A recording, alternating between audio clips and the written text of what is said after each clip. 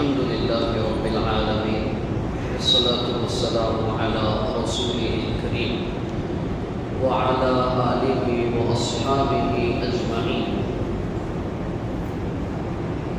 أعوذ بالله من الشيطان الرجيم. بسم الله الرحمن الرحيم. ومن يبتغي غير الإسلام دينا فلن يقبل منه وهو في الآخرة من الخاسرين.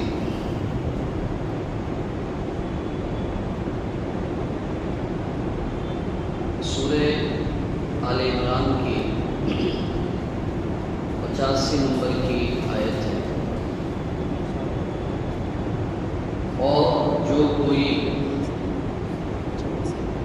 اس طریقہ اطاعت یعنی اسلام کو چھوڑ کر کوئی اور دین چاہے تو اس سے ہرگز وہ قبول نہ ہوگا، اور ایسا آدمی آخرت میں گھاٹا اور نقصان اٹھانے والوں میں سے ہوگا.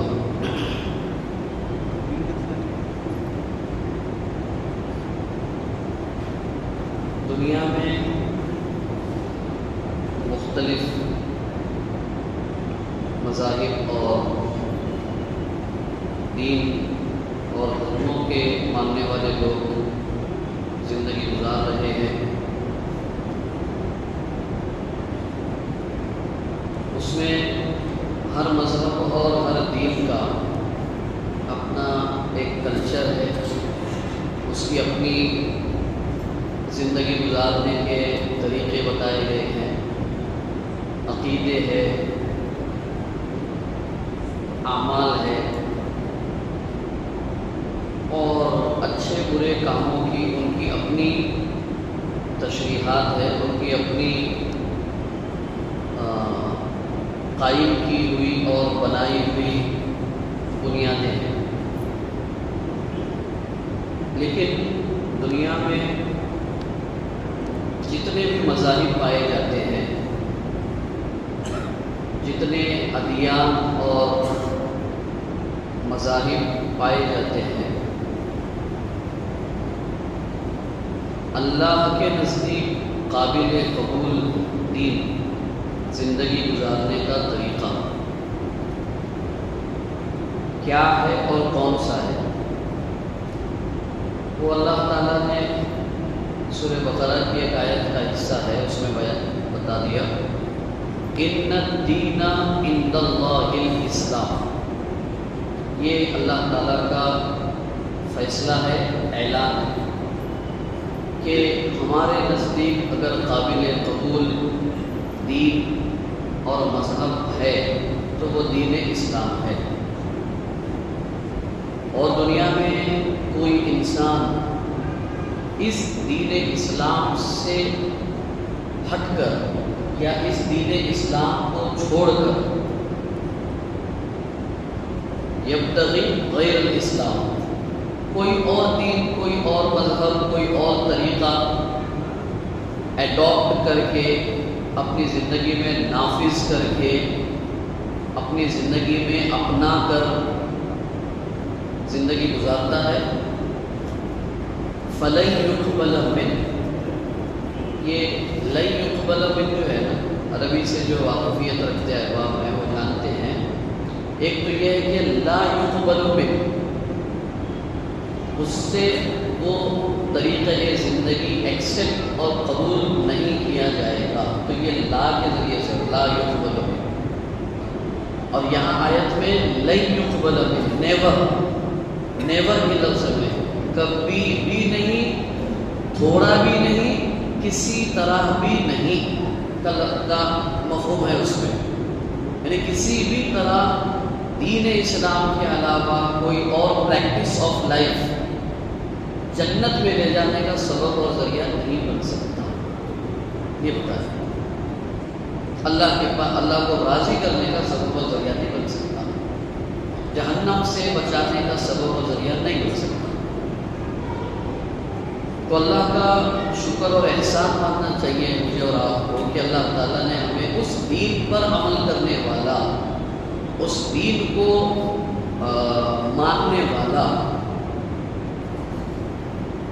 بغیر کسی درخواست کے بنا کر پیدا کیا، یہ اللہ کا فضل اور شکر ہے۔ صرف اس میں ہم میں سے کسی کا کوئی کمال نہیں ہے، کسی کے پیسے کا، کسی کی دولت کا، کسی کی عزت و شہرت کا، کسی کے شکل و شباہت کا، کسی طرح کا کوئی نہیں، بس اللہ تعالیٰ نے ہمیں منتخب کیا، بحیثیت مسلمان کے اللہ تعالیٰ نے پیدا کیا، جس پہ ہم کو اللہ کا ایک تو شکر ادا کرنا چاہیے۔ فللہ الحمد علی ذلک۔ دوسری بات یہ ہے کہ جس دین کے ہم ماننے والے ہیں، جس دین کے مطابق ہم عمل کرنے والے ہیں، اس دین کی خصوصیات کیا ہیں، اس دین کی امتیازات کیا کیا ہیں، وہ ہمیں معلوم ہونا ضروری ہے، جو اس دین میں موجود ہے اور دوسرے ادیان اور مذاہب ان سے خالی ہے۔ تو دین کی خصوصیات کیا کیا ہیں، یہی آج کے خطبے کا ٹاپک ہے، مذہب اسلام کی خصوصیات۔ یہ بہت واسٹ ٹاپک ہے، یہ بہت وسیع موضوع ہے، لمبا چوڑا ہے اور تفصیل سے گفتگو کا تقاضا کرتا ہے۔ یہ محدود وقت میں کچھ بنیادی باتیں اس سلسلے میں رکھنے کی کوشش کر رہے ہیں، اللہ تعالیٰ توفیق دے صحیح بات کہنے اور اس پر عمل کرنے کی۔ دین اسلام کی خصوصیتوں میں سے سب سے پہلی خصوصیت یہ ہے کہ جتنے بھی انبیاء اور رسول دنیا میں آئے، لاکھ سوالات، ہر نبی اور ہر رسول اور پیغمبر کا دین تھا دین اسلام۔ یہ پہلی خصوصیت ہے، یعنی کوئی نبی اور کوئی پیغمبر جس کو اللہ نے مبعوث کیا، بحیثیت نبی اور پیغمبر کے بھیجا، اور ان کا دین دین اسلام کے علاوہ کوئی اور تھا، ایسا نہیں ہے۔ وَوَصَّى بِهَا إِبْرَاهِيمُ بَنِيهِ وَيَعْقُوبُ، قرآن میں اللہ تعالیٰ فرما رہے ہیں کہ ابراہیم اور ان کے بیٹے یعقوب نے اپنی اولاد کو وصیت کی کہ یا بنی ان اللہ اصطفیٰ لکم الدین، لوگوں، بیٹوں، بچوں، ہماری اولاد، یہ بات اچھی طرح ذہن میں رکھو کہ تم کو اللہ نے دین کی خدمت کے لیے، دین کی حفاظت کے لیے، دین کی اشاعت کے لیے منتخب کیا ہے، سلیکٹ کیا ہے، تمہارا سلیکشن ہوا اللہ کے پاس ہمارے ذریعے سے، لہذا تمہاری ذمہ داری یہ ہے فلا تموتن الا وانتم مسلمون، یہ وانتم مسلمون یہ لفظ ہے کہ تمہاری موت اسلام کی حالت میں آنی چاہیے۔ رسول اکرم صلی اللہ علیہ وسلم سے پہلے کے جلیل القدر پیغمبر حضرت ابراہیم علیہ السلام اور ان کی اولاد میں حضرت یعقوب علیہ السلام بطور نمونے کے اللہ تعالیٰ نے بیان فرمایا کہ یہ لوگ دین اسلام کی پیروی کرنے والے تھے۔ ابراہیم علیہ السلام کے بارے میں عیسائیوں نے، یہودیوں نے یہ کہا کہ ابراہیم عیسائی تھے، مسیحی تھے، یہودی کہتے تھے نہیں ابراہیم یہودی تھے۔ اللہ تعالیٰ نے اس کا رد فرمایا، ما کان ابراہیم یہودیا ولا نصرانیا، ہمارے ابراہیم خلیل نہ وہ یہودی تھے نہ نصرانی تھے، ولکن کان حنیفا مسلما، بلکہ وہ ہر طرف سے کٹ کر مکمل کمپلیٹلی اللہ کے سامنے اپنے آپ کو سرنڈر کر دینے والے مسلم تھے، اسلام کے فالوور تھے، اسلام کے مطابق زندگی گزارنے والے تھے۔ دین اسلام کی پہلی خصوصیت یہ کہ یہ پچھلے تمام انبیاء اور رسولوں کا مذہب رہا ہے۔ دوسری خصوصیت، یہ دین فطرت ہے، یہ دین فطرت ہے، ریلیجن آف نیچر ہے، مطلب کیا ہے؟ دین اسلام میں جو چیزیں کرنے کے لیے کہا گیا ہے، نیچر اور فطرت اس کا تقاضا کرتی ہے کہ وہ انسان کو کرنا چاہیے، بائی ڈیفالٹ اس کے اندر وہ اس چیز کے کرنے کی رغبت انسان کے اندر رکھی گئی ہے۔ اور جن چیزوں کو اسلام نے منع کیا، حرام کیا، اس کو عقل اور فطرت بھی انسان کے لیے ناپسندیدہ اور ناجائز تصور کرتی ہے۔ چاہے آپ شراب کو لے لیجئے، خنزیر کے گوشت کو لے لیجئے، یا اس کے علاوہ اور جتنی چیزیں ہیں، یا تو اس کے جسم کو نقصان ہوگا، یا تو اس کی روح کو نقصان ہوگا، یا جس سماج اور سوسائٹی میں رہتا ہے اس سماج اور سوسائٹی کے لیے وہ چیز نقصان دہ ہوگی جس کو شریعت نے حرام کیا ہے۔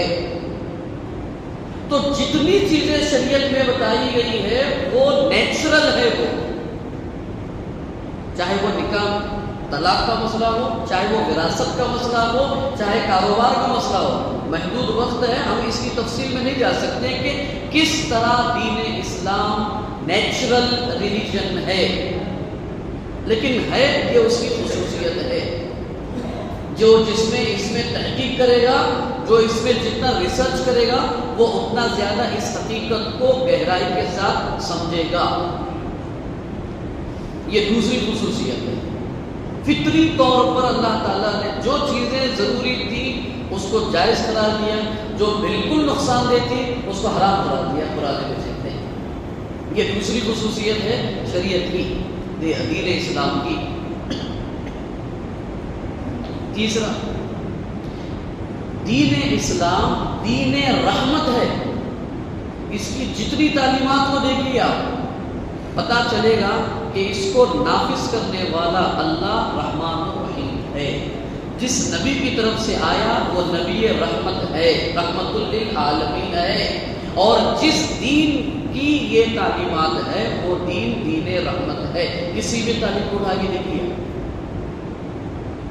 اچھا، انسانوں پر، ضرورت مندوں پر، بیواؤں یتیموں پر، غریبوں پر، محتاجوں پر رحم و کرم کی تو بے شمار تعلیمات قرآن مجید میں موجود ہے، لیکن خاص طور پر وہ تعلیمات جن کو عام لوگ یا دنیا انسانیت بڑی سخت تعلیم سمجھتی ہے، انسانیت کے خلاف تعلیم سمجھتی ہے، رحم کے خلاف تعلیم سمجھتی ہے، ان تعلیمات میں بھی رحم کا پہلو ہے۔ مثال کے طور پر چوری پر چور کا ہاتھ کاٹ دینا۔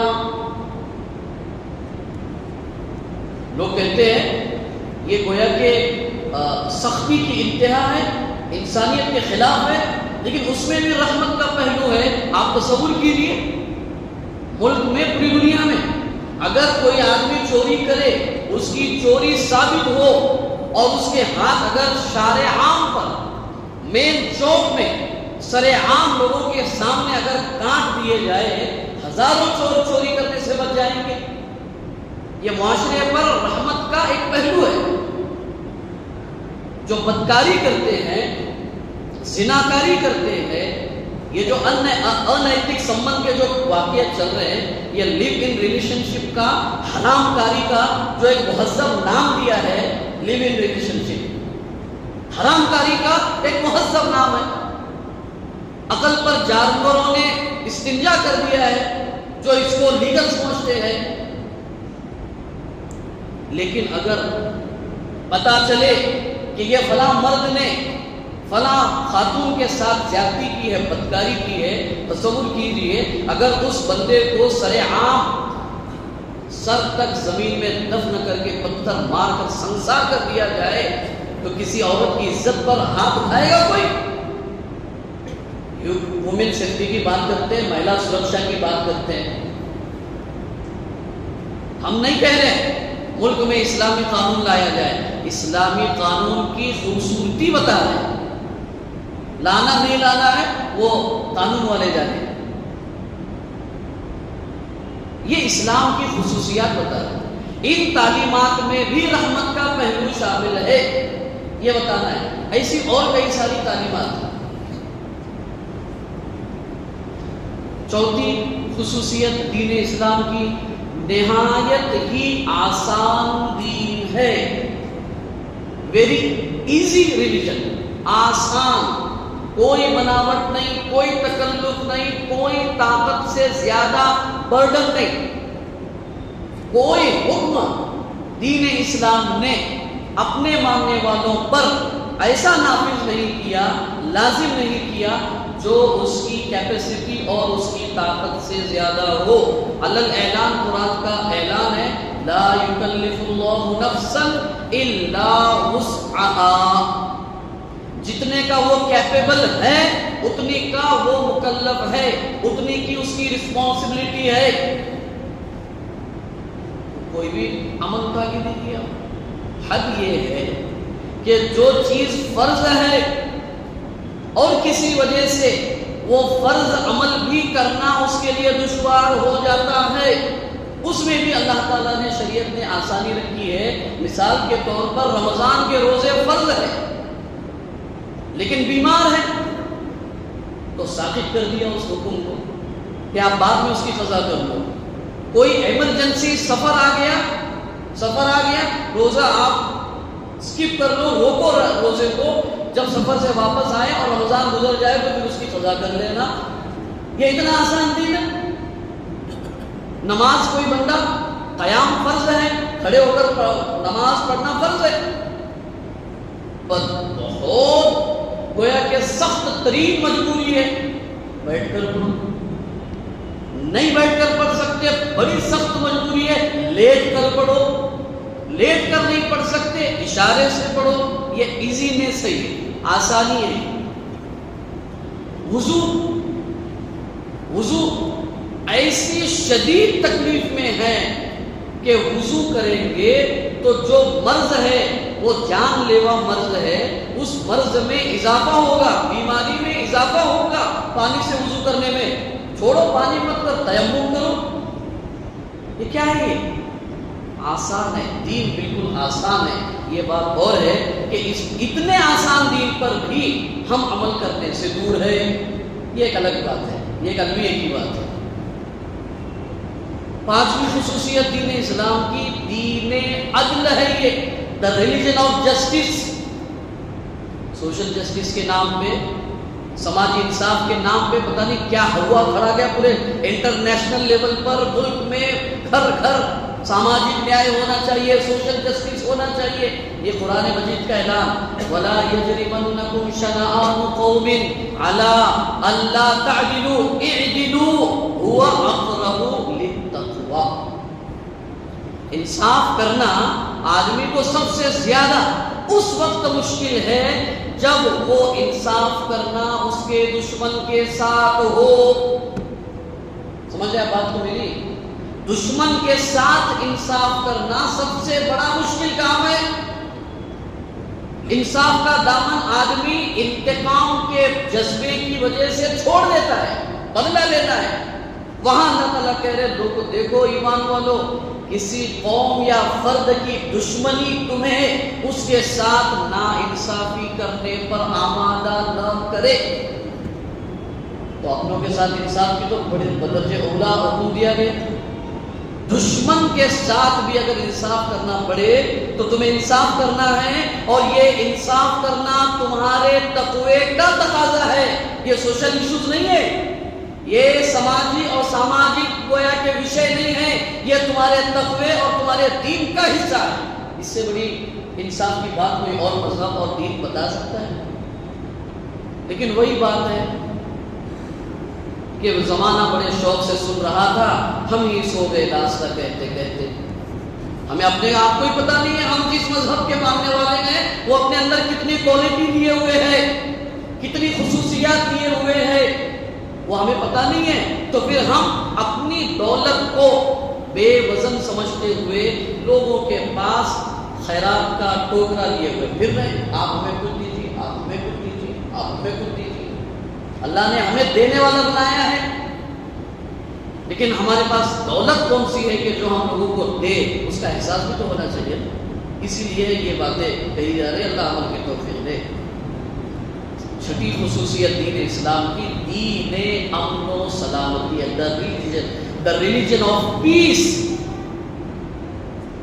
یہ یونائٹڈ نیشن، اقوام متحدہ، سیدہ راشٹر، سب جگہ امن شانتی ہونا چاہیے، پیس ہونی چاہیے، فلاح ہونا چاہیے۔ قرآن مجید کیا کہہ رہا ہے اسلام امن کے تعلق سے؟ سب سے پہلی بات، اللہ تعالیٰ نے دین اسلام کا جو نام رکھا ہے، کوئی اور بھی نام رکھ سکتے اللہ تعالیٰ، لیکن اللہ نے نام رکھا ہے الاسلام۔ سلام سے ہے وہ، سلامتی سے ہے وہ، کہ یہ دین امن کا اور پیس کا اور شانتی کا علم بردار ہے وہ۔ اس سے آگے بڑھ کر اس کی کئی مثالیں میں نے پچھلے خطبات میں آپ کے سامنے دیے، خانہ کعبہ کے تعلق سے، بلد امین کے تعلق سے۔ مسلمان کا تعارف اللہ تعالیٰ رسول اللہ صلی اللہ علیہ وسلم نے فرمایا المسلم، المسلم۔ ایک روایت تو یہ ہے کہ مسلمان وہ ہے کہ جس کے ہاتھ اور زبان کی تکلیف سے مسلمان محفوظ رہے، اور ایک روایت ہے انسان محفوظ رہے۔ المسلم من سلم الناس من لسانه ويده، جس کے ہاتھ اور تکلیف زبان کی ہاتھ اور زبان کی تکلیف سے دنیا انسانیت محفوظ رہے، وہ مسلمان ہے۔ وہ صوم و صلاۃ کا پابند ہے، لیکن اس کے ہاتھ اور زبان کی تکلیف سے لوگ محفوظ نہیں ہیں، وہ شریعت کی نظر میں مسلمان نہیں۔ اور عرب کی جو تاریخ ہے، عرب ملک کی، وہاں کے رہنے والوں کی جو تاریخ ہے، وہ رہتی دنیا تک کے لیے ایک پریکٹیکل ایگزامپل ہے کہ امن اور پیس اور شانتی کسے کہا جاتا ہے۔ جو لوگ اونٹ کے دوسرے اونٹ سے پہلے پانی پینے پر صدیوں لڑا کرتے تھے، جو بچیوں کو زندہ دفن کر دیا کرتے تھے، وہ امن و امان کے، وہ پیس اور شانتی کے ایسے علم بردار ہو گئے کہ ان کا شہر امن والا بن گیا، ان کا ملک امن والا بن گیا، ان کی ذات امن والی بن گئی۔ حد تو یہ ہے کہ وہ دین اسلام کا پیغام لے کے جس ملک میں گئے، وہ ملک امن والا بن گیا، وہاں کے لوگ امن والے بن گئے، وہاں کی تجارت اور وہاں کے بچے اور وہاں کی عورتیں، وہاں کی ہر چیز امن والی بن گئی۔ یہ امن کے پیغمبر، امن کے میسنجر بن کر دنیا میں گئے، دین اسلام کو مان کر کے، دین اسلام کی پیروی کر کے۔ آپ نے فتح مکہ کی تاریخ پڑھی نہیں؟ اللہ کے رسول صلی اللہ علیہ وسلم کے ساتھ 10 سال تک ہر طرح کا ظلم و ستم کرنے والے، ہجرت پر مجبور کرنے والے، اپنا مکہ شہر چھوڑ کر مدینہ آنے پر مجبور کرنے والے لوگ، راستے میں کانٹے بچھانے والے، ایک مجلس میں بیٹیوں کو 2 طلاق دینے والے، رسول اللہ کو وہ القاب دینے والے کہ ہم نقل نہیں کر سکتے۔ آخر کار 100 جوانوں کے ذریعے آپ کے مرڈر کا گویا کہ پلان کرنے والے، وہ سارے کے سارے لوگ فتح مکہ کے وقت حرم مکی میں موجود ہیں۔ لوگوں نے کہا پتہ نہیں آج محمد کیا کریں گے آج۔ اور صحابہ، 10,000 کا صحابہ کا لشکر کھلی تلواریں لے کر کے فاتحانہ مکہ میں داخل ہو رہا ہے۔ آپس میں صحابہ کہہ رہے ہیں، جو نوجوان صحابہ تھے جن کے دلوں میں بدلے کی آگ بھڑک رہی تھی، الیوم یوم الملحمہ، آج کا دن انتقام کا دن ہے، آج کا دن بدلہ لینے کا دن ہے۔ جنہوں نے ہمیں گھر سے بے گھر کیا، جنہوں نے ہمیں اپنے رشتہ داروں سے الگ کر دیا، جنہوں نے ہمیں اپنے بیوی بچوں سے الگ کر دیا، جنہوں نے ہمیں عزت و شرافت کی زندگی سے نکال کر کے وہاں پر غریبی اور مسافری کی زندگی جینے پہ مجبور کیا، آج ان کا بدلہ لیں گے۔ رسول اللہ صلی اللہ علیہ وسلم نے کیا فرمایا؟ الیوم یوم المرحمہ، آج رحم کا دن ہے، آج دین اسلام کے امن کے پیامبر ہونے کے اعلان کا دن ہے۔ من دخل فی دار ابی سفیان، جو ابو سفیان غزوہ احد ان کی وجہ سے ہوا، آپ کے دندان مبارک شہید کیے گئے، اس وقت ایمان قبول نہیں کیے۔ آپ کہہ رہے ہیں اس ابو سفیان کے گھر میں جو داخل ہو گیا فقط امینا، وہ امن والا ہو گیا، جو حرم مکی میں داخل ہو گیا وہ امن والا ہو گیا۔ حد یہ ہو گئی کہ جو اپنے گھر میں داخل ہو گیا اور دروازہ بند کر دیا وہ بھی امن والا ہو گیا، اس کے ساتھ کچھ نہیں کرے گا۔ جو ہمارے ساتھ تلوار کے ساتھ لڑنے کے لیے آئے گا، ہم اس کا جواب تلوار سے دیں گے، بس۔ یہ پوری دنیا کی بلڈ لیس وکٹوری ہے، یہ ایک قطرہ خون بہے بغیر اتنی بڑی کامیابی ہیومن ہسٹری میں کہیں نہیں ہے۔ چیلنج ہے پوری دنیا میں، یہ اسلام کے امن اور شانتی اور پیس کے مذہب ہونے کی دلیل ہے. دین اعتدال ہے، میانہ روی سکھاتا ہے. دین اسلام کی خصوصیت یہ ہے، یہ دین اعتدال ہے، مڈل وے، ہمیشہ مڈل وے چلنے کی بات. کیسے؟ یہودی نصرانیوں نے اپنے آپ پر دین کے اضافی اتنے چیزیں لاگ دیے کہ رہبانیت اختیار کی انہوں نے، کہ جب تک اللہ نہیں مل سکتا، جب تک کہ گھر بار بیوی بچے نہ چھوڑ دیا جائے. یہ افراط تھا. اور یہودیوں نے پورے دین کو اپنے گھر کی لونڈی بنا دیا، حرام کو حلال کر دیا، حلال کو حرام کر دیا، نبیوں کو قتل کر دیا، دین کا کھلواڑ کر دیا یہودیوں نے. اللہ تبارک و تعالیٰ نے فرمایا وہی غیر المغضوب علیہم ولا الضالین. اللہ نہ ہمیں عیسائیوں کی طرح دین میں غلو کرنے والا بنا، نہ ہمیں یہودیوں کی طرح دین میں کمی کرنے والا بنا. اہدنا الصراط المستقیم، مڈل وے پہ چلنے کی توفیق عطا فرما ہمیں. وہ دین اسلام ہے. وَكَذَلِكَ جَعَلْنَاكُمْ أُمَّةً وَسَطًا، تمہیں اللہ نے درمیانی امت بنایا ہے. نہ سختی، نہ نرمی، نہ افراط، نہ تفریط، ہمیشہ درمیانی چال چلا کرو. اللہ کے رسول صلی اللہ علیہ وسلم حضرت عائشہ سے بیان فرمایا لوگوں نے کہ جب آپ کو دو چیزوں کا اختیار دیا جاتا کہ بھئی آپ یہ کرنا ہے یا یہ کرنا ہے، تو آپ علیہ السلام ایزی کو ایڈاپٹ کرتے تھے، آسان چیز کو لے لیتے تھے. مشکل میں امت کو ڈالنا آپ کا مزاج نہیں تھا. دین اعتدال، درمیانی راستہ، نہ حد سے زیادہ کسی کو بڑا بنانا، نہ حد سے زیادہ کسی کو گرانا. اگلی خصوصیت، دین اسلام ایک ایسا دین ہے دیکھو انسان جو مجموعہ ہے، ایک روح ہے اور ایک جسم ہے. اسلام کے علاوہ جتنے مذاہب ہیں انہوں نے عام طور پر روح کو فوکس کیا ہے کہ یہ مذہبی تعلیمات روح سے ریلیٹڈ ہے، لہذا سنیاس لے لو، گھر بار چھوڑ دو.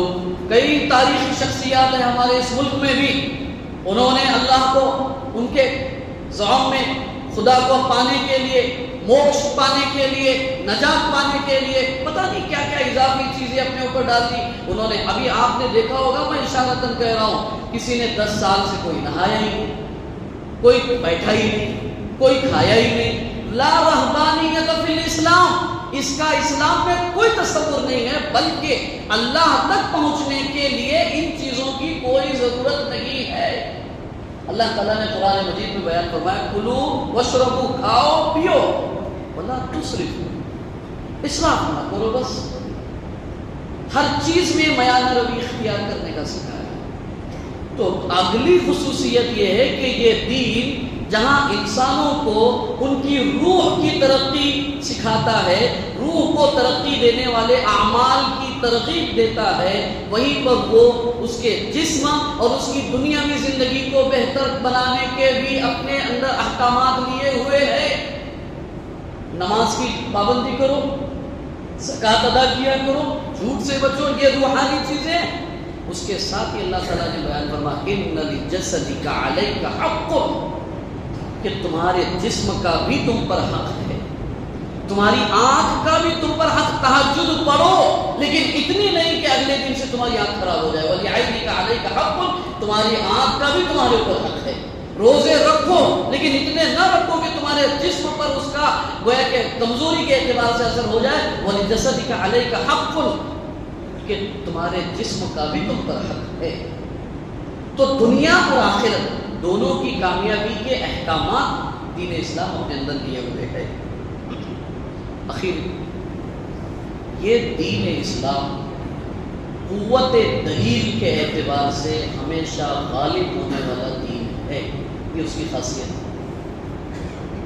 والذی ارسل رسولہ بالہدی، ہم نے رسول کو ہدایت کے ساتھ اس دین اسلام کے ساتھ بھیجا ہے. لیظہرہ علی الدین کلہ، جتنے دین ادیان مذاہب پائے جاتے ہیں، یہ دین اسلام بائی نیچر اس کے اندر وہ طاقت ہے کہ اس کو جتنا دبایا جائے گا، جتنا بدنام کیا جائے گا، جتنا اس کا اب پرچار کیا جائے گا، یہ اپنے آپ کو اتنا منوائے گا. آپ ممالک کو اٹھا کر دیکھ لیجئے، جو کبھی عیسائی ملک تھا آج وہ اسلامی ملک ہونے کی کگار پر ہے. وہ یہ مسلمانوں کی وجہ سے نہیں ہے، معاف کیجئے گا، یہ ان کے اخلاق اور کردار کی وجہ سے نہیں ہے، اسلام خود اپنے اندر وہ طاقت رکھتا ہے کہ وہ غالب رہے۔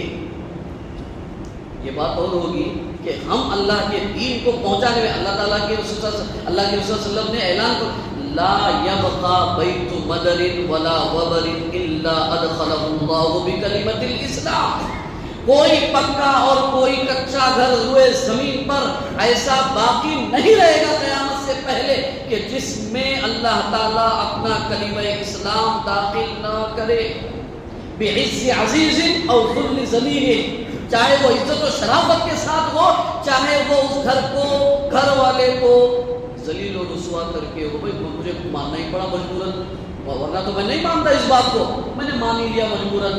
یہی آوازیں ہیں جب نکلتی ہے کہ ان کو اسلامی سزائیں دی جانی چاہیے، بلاکاریوں کو اسلامی شکشا ہونی چاہیے، یہ مجبوراً ذلیل و خوار ہو کر کے دین اسلام کو قبول کرنا ہے، یہ اللہ تعالیٰ داخل کر کے رہیں گے۔ بات کیا ہے اصل میں؟ اتنی بڑی نعمت ہمارے پاس موجود ہے دین اسلام کی شکل میں، کیا ہم نے اس کی حقیقت کو جانا؟ کیا اس کو سیکھا؟ کیا اس کو اس کی حیثیت کے مطابق عمل میں لایا؟ اگر ہاں میں جواب ہے تو اللہ کا شکر ادا کرنا چاہیے، اور اگر نہیں استغفار کر کے آج ہی سے یہ عزم اور ارادہ کر کے اٹھنا چاہیے کہ اس دین اسلام کو سیکھیں گے، زندگی میں اپنائیں گے اور انسانیت تک پہنچانے کی کوشش کریں گے۔ اللہ پاک آپ کو مجھے عمل کی توفیق عطا فرمائے۔ وآخر دعوانا